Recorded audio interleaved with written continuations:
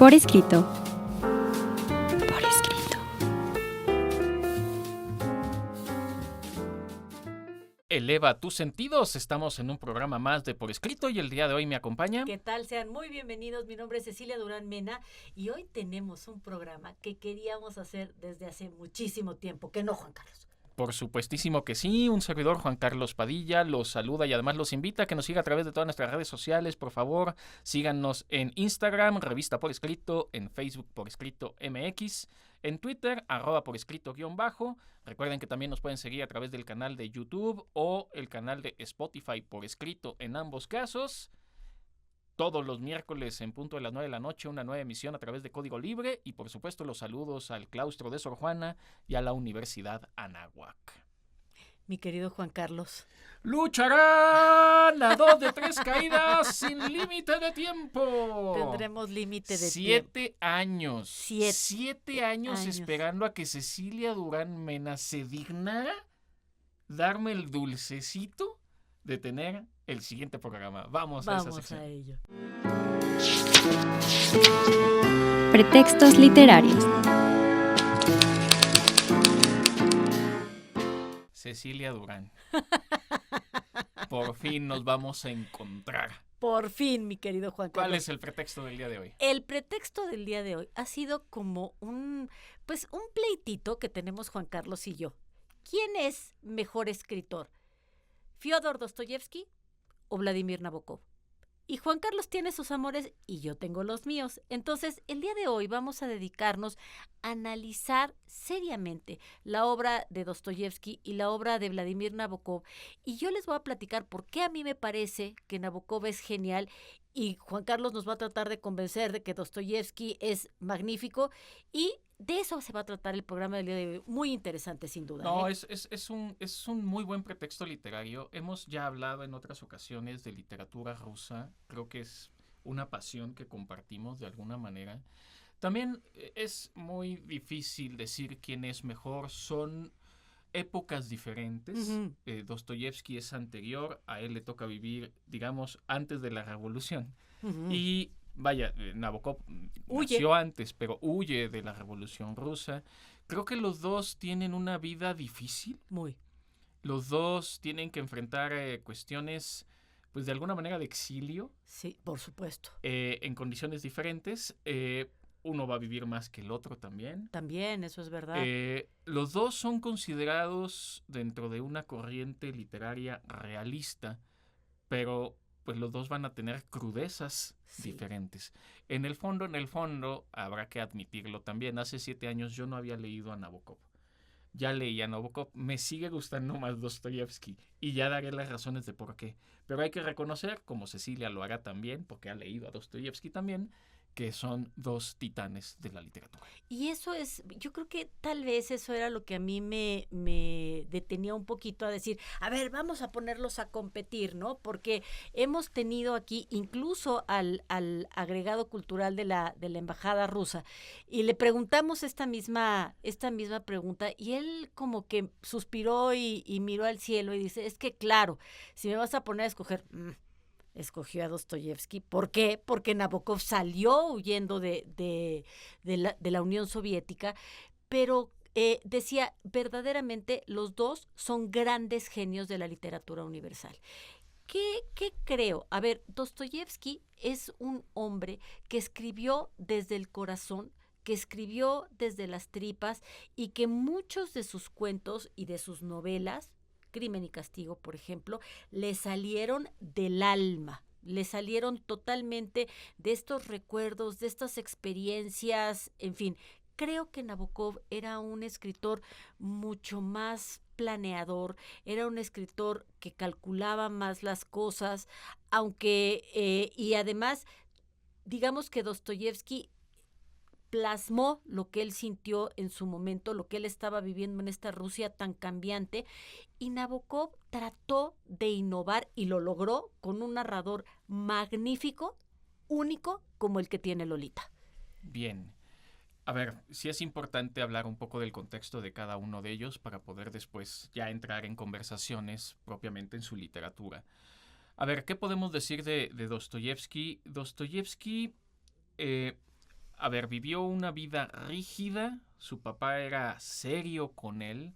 Él comenta en sus diarios que en algún momento le deseó la muerte y al poco tiempo va a morir, y va a morir de manera violenta a manos de sus sirvientes. Recordemos que de alguna manera le llamaban servidumbre en Rusia, no tanto esclavitud, aunque va muy relacionado. Y bueno, pues en una acometida lo terminan linchando. Dostoyevsky después se va a enrolar en círculos intelectuales, la inteligencia rusa, y le va a caer en una redada policial a Dostoyevsky, que apenas se estaba metiendo en eso, y va a ser exiliado en Siberia. Bueno, se podrán ustedes imaginar más bien la crudeza de la vida en Siberia, y va a ser condenado a muerte. Y lo que cuenta la historia es que cuando ya estaba frente al pelotón de fusilamiento, cuando ya iban a disparar contra él, hay una instrucción de que los dejen en libertad, de que ya no hay que matarlos. Una suerte que nos dejó a uno de los grandes escritores, y le va a dejar a Ceci que nos hable del contexto, por supuesto, de Nabokov. Nabokov es un hombre que nace en una familia muy acomodada. Él, a diferencia de Dostoyevsky, nace en San Petersburgo, y él es de las familias que tienen que salir huyendo después de la Revolución Rusa. Nabokov dicen que se inspira en Lolita a partir del caso de un estudiante que lo lleva a escribir esta novela tan controversial. Pero la verdad es que y esta es una confesión que se acaba de publicar recientemente en el periódico El País, Nabokov iba a la casa de su abuela, que estaba muy, muy cerquita de Peterhof, y entonces después de comer todo mundo se iba a la siesta, los niños se iban a jugar, y él, que tenía como 13 años, se quedaba, el tío lo hacía quedarse con él, y ya se imaginarán. Nabokov sufre abuso por parte del tío, y de repente deja de ser como el favorito del tío, porque lo que a este tío perverso le gustaba eran las criaturas que estuvieran como en esa parte de la adolescencia, cuando dejan de ser niños y empiezan pero todavía no dejan, o sea, dejan de ser niños pero todavía no dejan. Entonces, para Nabokov esto fue una forma terrible de cambiarle la vida. Nabokov tiene que salir huyendo de Rusia, y se va a vivir a Alemania, y no se dedica de inmediato a las letras, pasa por muchísimas, pues digamos, oficios. Fue maestro de inglés, lo cual habla también del estatus de la sociedad en la que él ocupaba. Fue profesor de tenis, y después fue entomólogo, es decir, él era experto en mariposas. Gracias a eso puede exiliarse en Estados Unidos, y trabaja para la Universidad de Harvard como entomólogo, y ahí es en donde Nabokov empieza a escribir cuentos principalmente, y después escribirá El portento de Lolita. Hay una cátedra de la Universidad de Princeton en donde tenemos editados 3 grandes libros que fueron las cátedras que Nabokov dio en esta universidad. Muy bien. Vale la pena señalar, en el caso de Dostoyevsky, padeció mucha hambre una vez que salvó la vida milagrosamente en Siberia. Sí se dedicaba a la literatura. Él habla, y es un realismo trágico, porque al final relata muchas facetas de su vida, incluso no toda su literatura es biográfica. Sí lo es, por ejemplo, El jugador, que tiene la fortuna de haberse escrito en una semana gracias a su secretaria, que tomaba apunte, y bueno, después también se casaría con ella. No nos va a dar tiempo, nada más rápidamente mencionar. Dostoyevsky pudo influir a varios escritores posteriores: Albert Camus, Jean-Paul Sartre, André Gide, Anton Chekhov, al mismo Murakami, que le gusta mucho a Cecilia. Hacían novelas por entrega. Eso es otra cosa que no solemos estar acostumbrados hoy, como que la novela por entrega, pues se entregaban capítulos, se leían, y luego había que esperar a que hubiera otra publicación, y era la manera en que sacaban dinero. Y los dos también, esto es algo curioso, se van a inspirar en algunas noticias medio truculentas Es de la verdad. época para inspirar algunas de sus historias. Se nos termina el tiempo de momento, pero las conversaciones se van a poner al rojo vivo. No se vayan, por favor. Vamos a la siguiente sección. Vámonos.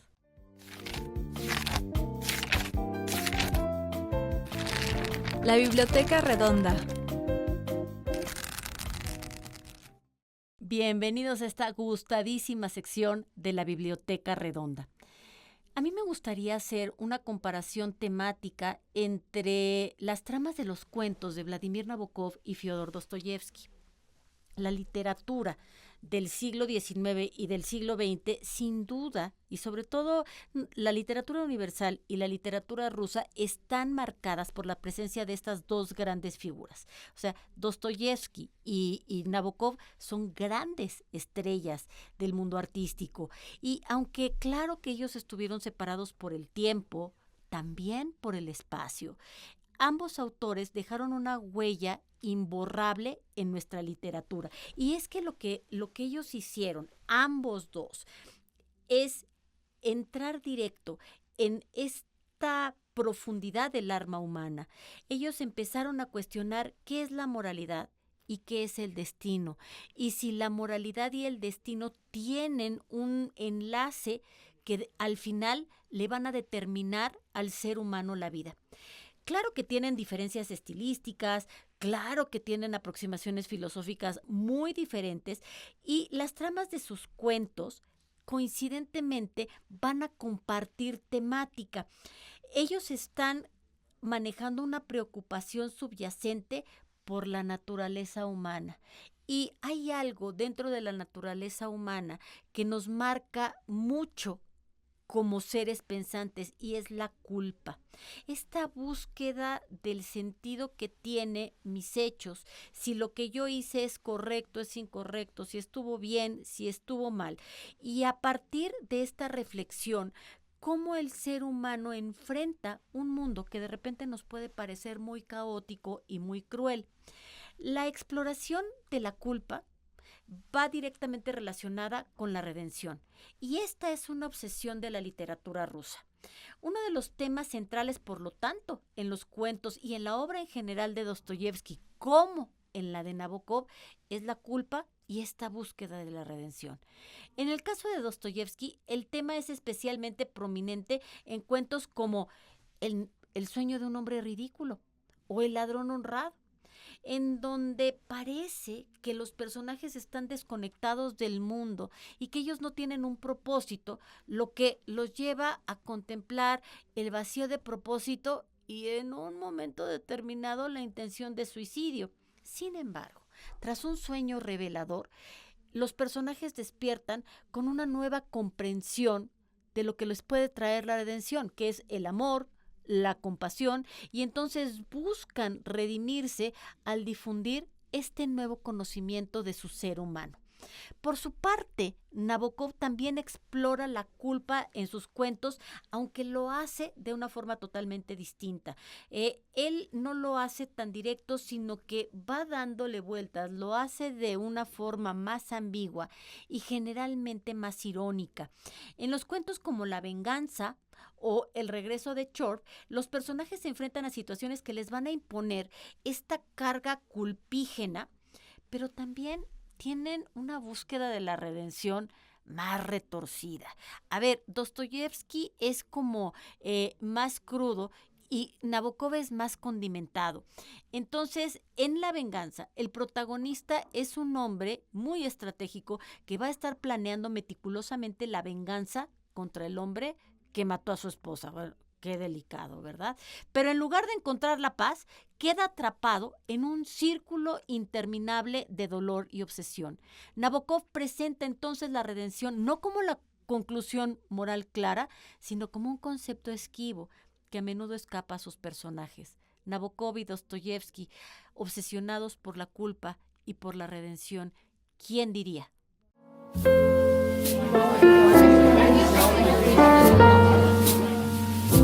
Conversaciones.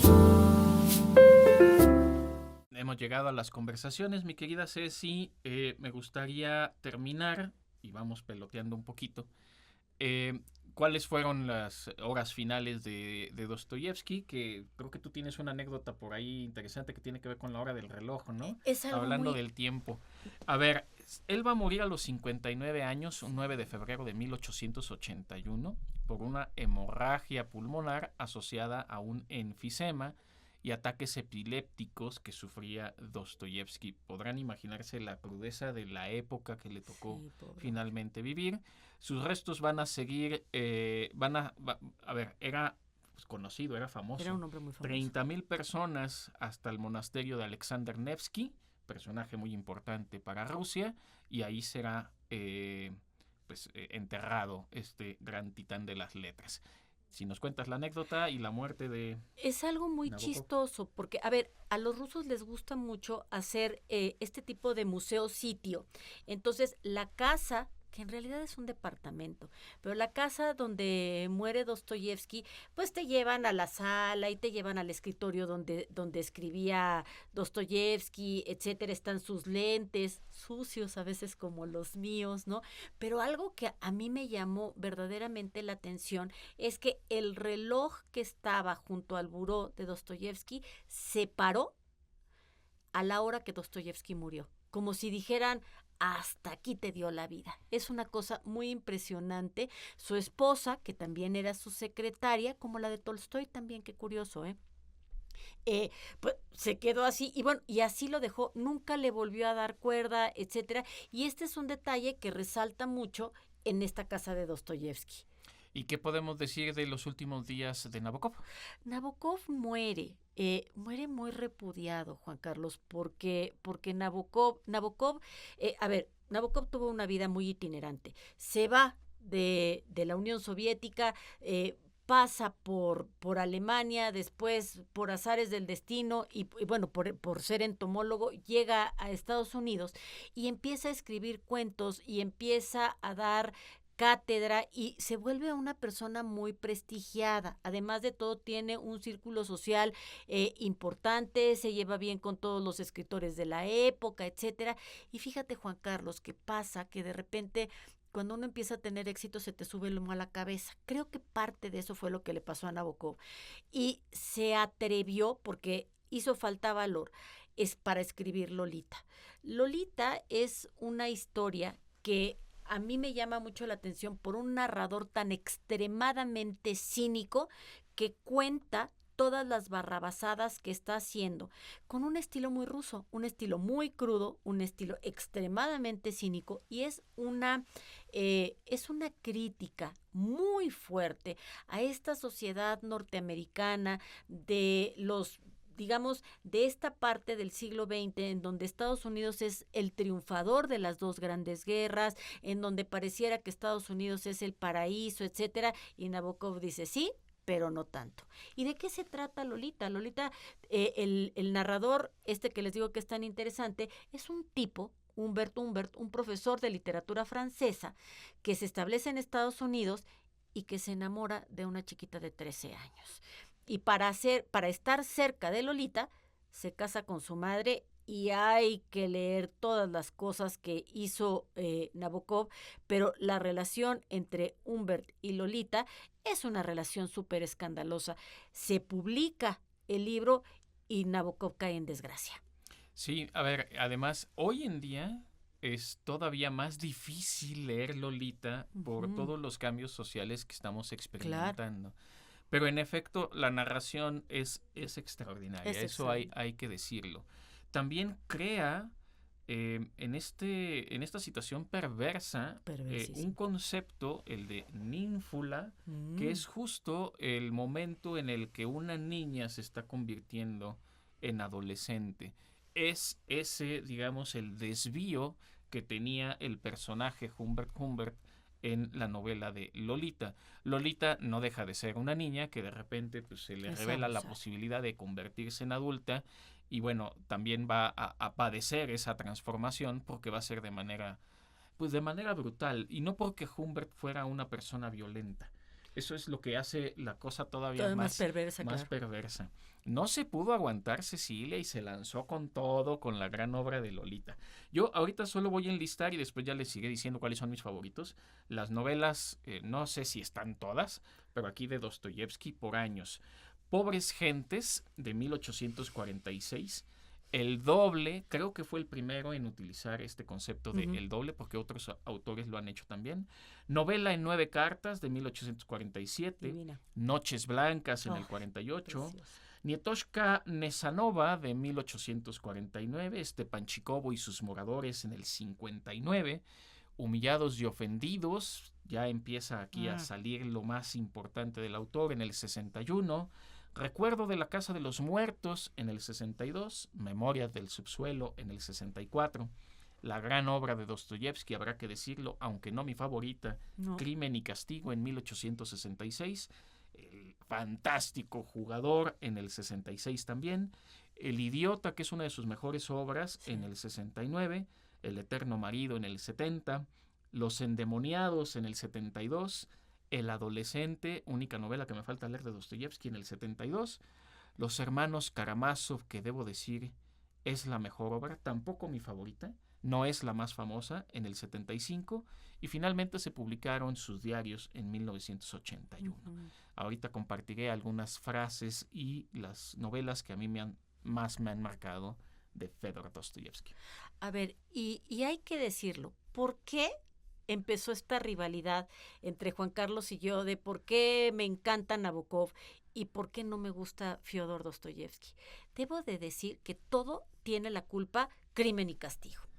Crimen y Castigo es una novela portentosísima, yo diría que es catedralicia, Juan Carlos, porque es una novela de muy, muy largo aliento, en donde Raskolnikov es el personaje que vive la culpa, que vive todos estos fantasmas, pero toda la vida se la pasa enfermo, toda la vida se la pasa con fiebre, y llega un momento que dices, ¡ay, ya! Recomponte, chaparrito, pues ¿qué está pasando? Pero creo también que es una gran novela porque nos deja ver en muchos sentidos cómo vivía la Rusia, sobre todo la gente no privilegiada, cómo vivía la Rusia fuera del privilegio. Y ahí es en donde uno puede ver cómo también Dostoyevsky debió de haber padecido muchísimo.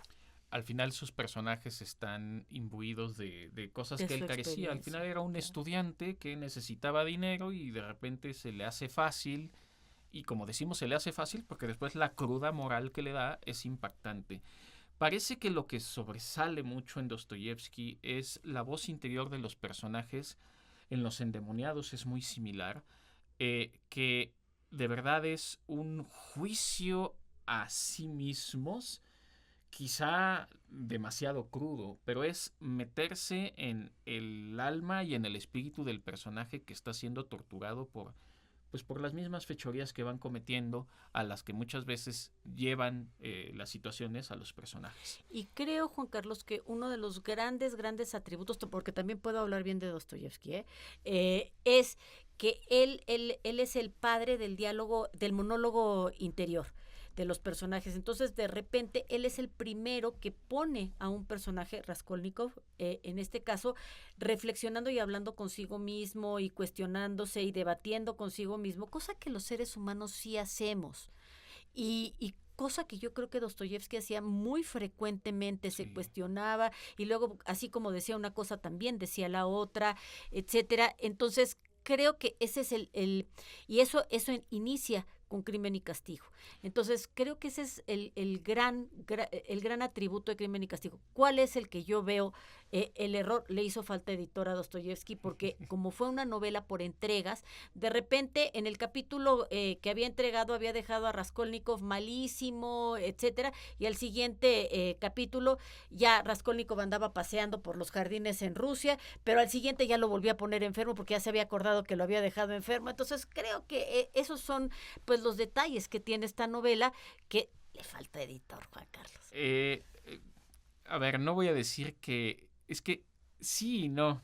Ahí ese es el pleito que tenemos. Sí. En realidad creo que esta reflexión interior y lo que lleva finalmente de una cosa a otra es importante para meterte plenamente en Dostoyevsky. Quisiera, porque yo también puedo hablar bien de Nabokov, lo que pasa es que no los estoy encontrando en este momento. Lo primero que leí de Nabokov para hacerme a la idea del autor fueron sus cuentos completos. Ujú. Y en los cuentos completos de Nabokov, pues me sorprendí. Hay historias muy buenas. Yo me di cuenta de algo. O sea, sí escribía él antes. Sí escribió cuando estuvo en Rusia. Sí escribió cuando estuvo en Alemania. Aunque fue conocido cuando llegó a Estados Unidos. Así es. Y de lo que me di cuenta, porque afortunadamente en esta compilación de cuentos completos se publicaron por años, es que disfruté más al Nabokov ruso de Rusia y al Nabokov europeo. Me parece que las mismas circunstancias de vida de Nabokov le hicieron, pues, como ver las cosas desde más lejos. Puedo citar algunos de los cuentos que más me gustaron. A ver si encuentro todos, porque los subrayé muy marcadamente, pero no encuentro el archivo donde los tenía. Hay un cuento que se llama Sonidos, hay un cuento que se llama Batir de alas, hay Ese un es cuento hermoso. que se llama La Veneciana, Ese es nuestro favorito, Juan Carlos. hay una guía de Berlín, hay un cuento que se llama El pasajero y otro que se llama Mademoiselle O. De ahí extraje algunas de las frases, ahorita les comparto algunas, pero creo que también la faceta de cuentista de Nabokov tiene mucho mérito. Sí, sin duda. Hay un cuento que acabas de mencionar que es el cuento del pasajero. El pasajero es una pues es una trama muy novedosa en donde también se deja ver su pasión por la entomología. ¿Te acuerdas qué era lo que traía el pasajero? Bueno, lean ese cuento. Ese cuento es verdaderamente original. La trama es muy única y casi uno no podría pensar que de ahí podría salir un cuento, ¿no? Sí, claro, aquí ya encontré finalmente Qué la lista. A bueno. ver, les voy a decir a los que les puse 2 asteriscos porque siempre les pongo, a ver, este me gustó, los que no ni fu ni fan no les pongo nada y hay algunos que les puse 2. El duende del bosque, se habla ruso, la cuestión de suerte, ese es un extraordinario Ese cuento. muy bueno. Otro detalle de una puesta de sol, la veneciana, por supuesto, una carta que nunca llegó a Rusia, un cuento de hadas, el navaja, el pasajero, Terra Incógnita, La aguja del almirantazgo, y después viene como toda la etapa norteamericana, donde solo destaqué uno que es Interior con Palabras, 1945. Voy a hacer una cita que me gusta mucho porque refiere al tiempo en La Veneciana.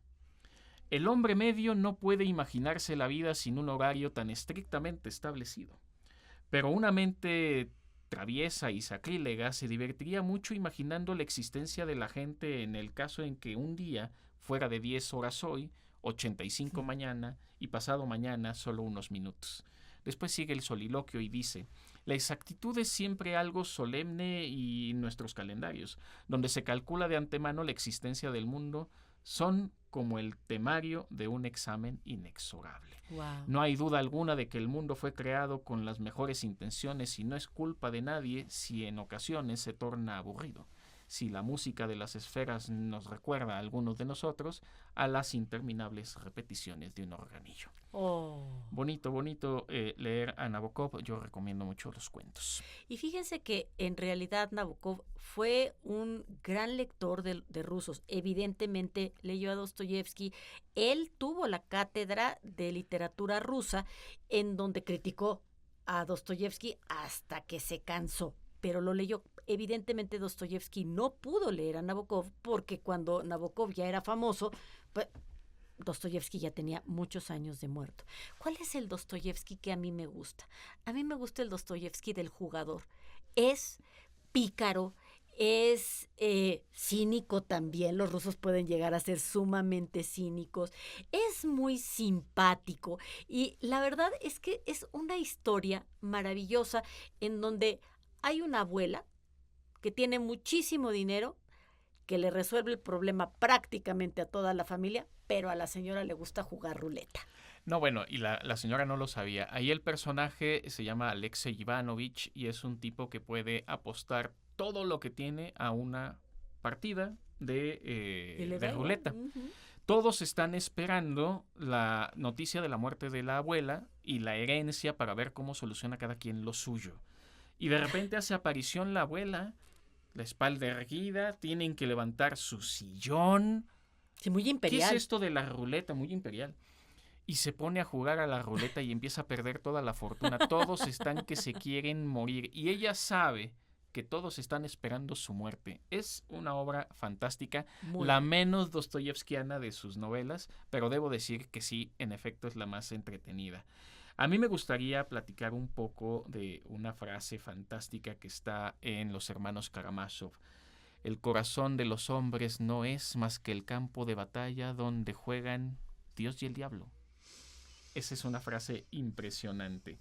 De alguna otra novela por aquí, dejen ver, porque tengo un montón. Yo Por quiero ejemplo, de hablar un Memorias del fragmento. subsuelo, un hombre Ay, inteligente bueno. no consigue nunca llegar a nada y solo el imbécil triunfa. ¡Ay! Fuerte y Ay, cruda qué realidad. terrible. Todo grado de conciencia es una enfermedad. Ojo, Tiene sí, cosas... la verdad es que maravillosas. Dostoyevsky es muy fraseable. Sí, y les voy a platicar una cosa también. Un autor que te lleva a las lágrimas es que tiene una pluma maravillosa. Yo critico mucho a Dostoyevsky, pero hay una escena en Crimen y Castigo que a mí me hizo llorar. Y es que hay un personaje que se llama Marmaladov que ve cómo matan a un caballo a azotes. Está inspirado en el momento en el que Nietzsche pierde el habla. Está escrito de una manera tan cruda, pero tan portentosa, que uno no puede más que llorar cuando está leyendo eso. Voy a recomendar también una novela corta. Si quieren empezar a leer a Dostoyevsky, lean El Doble.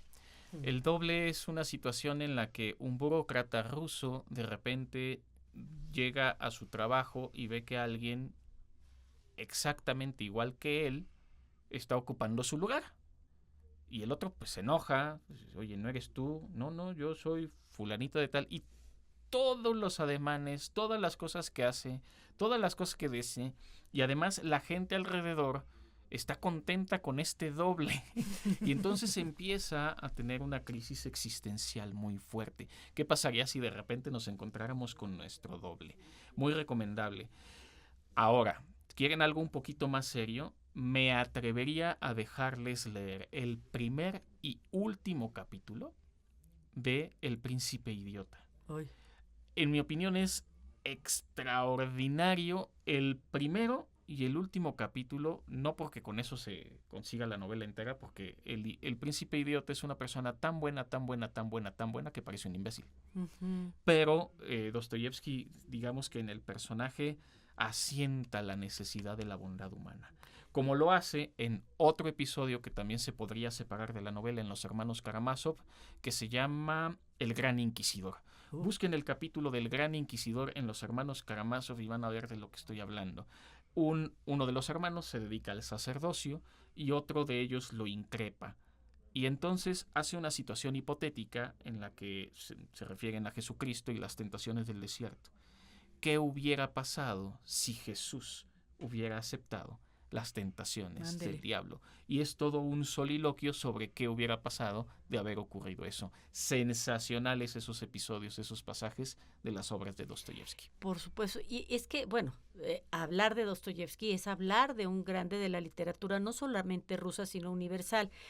¿Por qué Dostoyevsky y Nabokov no, digamos que no se podrían haber querido? ¿Por qué a Nabokov no le gustaba Dostoyevsky? Le envidiaba, ¿eh? No creo, mi querido Juan. No, pero te voy a decir por qué, porque la vida de Dostoyevsky tampoco era muy envidiable. No, pues no, ciertamente. Pero autores de la época, como Tolstoy también, Dostoyevsky quería acabar con esta Rusia imperial y en Pobre Gente, que es una de sus últimas, es la última novela me parece, ¿no? Pobres Gentes, no, es de las primeras en realidad. Bueno, pues ahí se ve la miseria en la que vivía toda esta gente y claro que esto propició mucho que se pudiera dar la revolución de 1917. Sí, claro.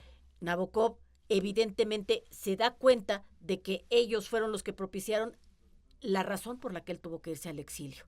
Entonces, por eso es por lo que ellos, Nabokov no podría haber apreciado a Dostoyevsky jamás, porque él piensa que gracias a estos autores se precipitó pues la debacle de la Rusia que él tanto amaba. A ver, es así de simple. En realidad, Dostoyevsky escribe en contra del zarismo y provoca la revolución. Y al final, aunque Nabokov no va propiamente en contra, él es exiliado Claro. y tiene que huir por esa revolución. Por eso es que no se habrían podido llevar bien. Nunca, Al final son no. discursos distintos. Pero se nos acabó el programa, mi querida Ceci. Lo despedimos, por favor. Ay, pues seguimos atrapando lectores y escritores para nunca dejarlos ir. Lean a estos dos grandes autores, empiecen por Nabokov, no es cierto, lean a Dostoyevsky también, pues seguimos en estas intenciones, mi querido Juan. Muy bien, un servidor, Juan Carlos Padilla, también se despide, no sin antes agradecer a todo el equipo de producción. Gracias por hacer esto posible, que su vida literaria sea dostoyevskiana. Nabokov. Ultimátum. El corazón de los hombres no es más que el campo de batalla donde luchan Dios y el diablo. Los hermanos Karamazov, Fedor Dostoyevsky. El veneno estaba en la herida y la herida permaneció siempre abierta. Lolita, Vladimir Nabokov.